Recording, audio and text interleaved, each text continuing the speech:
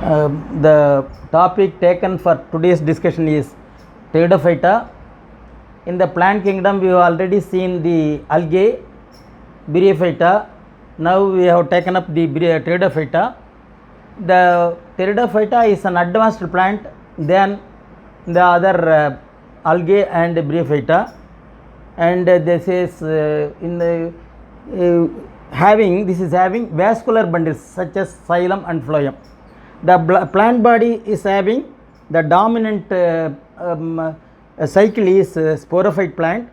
The sporophyte plant is having a thallus structure with frond. Frond means young leaves, and from the plant body the leaf will be arising out, that is pinnate leaf, and the leaf is compound leaf, and on the back side of the leaf one can see the spores, kidney shaped spores. That spores are liberated from the sporophyte plant, and the spores undergo meiosis division, that is the 2n, the number of chromosomes sporophyte is 2n, and that is reduced to n by the process of the meiosis. So up to this the sporophyte plant, and here from the spores the gametophyte plant starts. These spores develop into prothallus. A heart shaped prothallus, it has rhizoid.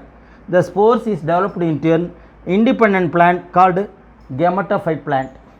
The gametophyte plant will be having the antheridium and archegonium. Archegonium and antheridium. Antheridium is the flask shaped. This produces ovum, and this produces the zoa, spermatozoa, and both combine together. This is antheridium, and this is antheridium, and this is archegonium.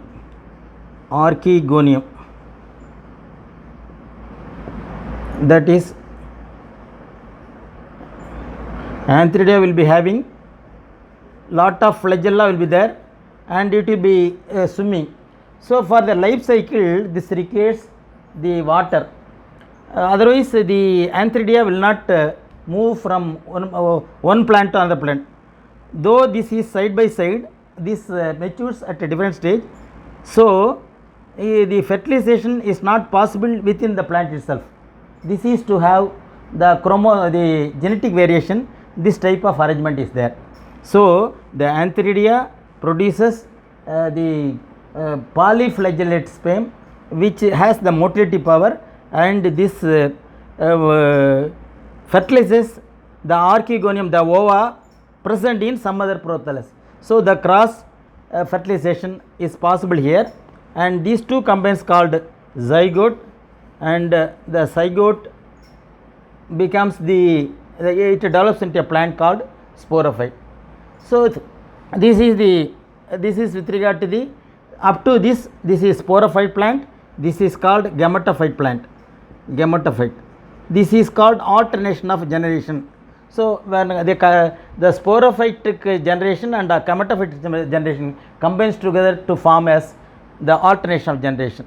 So the sporophytic generation will be having diploid chromosome, and the gametophytic plant will be having haploid chromosome.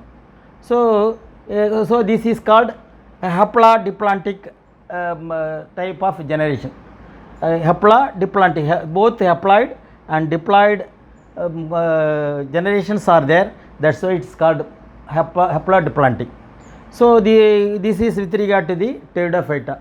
Pteridophyta plant is the dominant plant is the sporophyte, and the gametophyte is not that much of dominant, and it is 2n. The sporophyte plant is having diploid. This is haploid. This is with regard to the Pteridophyta, and the Pteridophyta is an ornamental plant. Pteridophyta என்பது பெரணி ஒரு உதாரணம். இந்த பெரணியானது ஸ்போரோஃபைட்டா கெமட்டோஃபைட்டா என்ற இரண்டு வித ஜெனரேஷனை கொண்டு அதனுடைய வாழ்க்கை சக்கரம் பூர்த்தியாகிறது. ஸ்போரோஃபைட்டா என்பது 2n, அண்ட் கெமட்டோஃபைட் என்பது ஸ்போரோஃபைட்டிலிருந்து ஸ்போர் உண்டாகிறது. அந்த இலையின் பின்பக்கம் சோரி என்று காணப்படுகிறது. அது ஸ்போர்ஸ் டெவலப் ஆகிறது. அது மியாசிஸ் என்ற குன்றல் வினையாலே என் என்ற ஸ்போரை உண்டாக்கிறது. அந்த என் ஸ்போர் தரையில் விழுந்து, அதாவது மாய்ஸ் பிளேஸஸ் ஈரமான இடத்துல விழுந்து முளைக்கின்றது. அதற்கு புரோதேலஸ் என்று பெயர். This is called prothallus. அந்த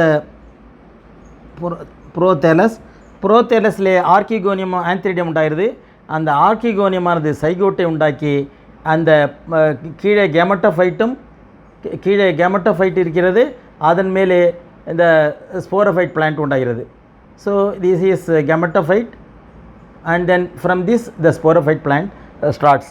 So this is the sporophyte is an independent plant and it has 2n. இவ்விதமாக இந்த வாழ்க்கை சக்கரத்தை பூர்த்தியாகிறது. இத்துடன் அந்த டேடோஃபைட்டா தலைப்பு முடிகிறது. அடுத்ததாக நாம் ஜிம்னோஸ்போம் பார்க்க இருக்கின்றோம்.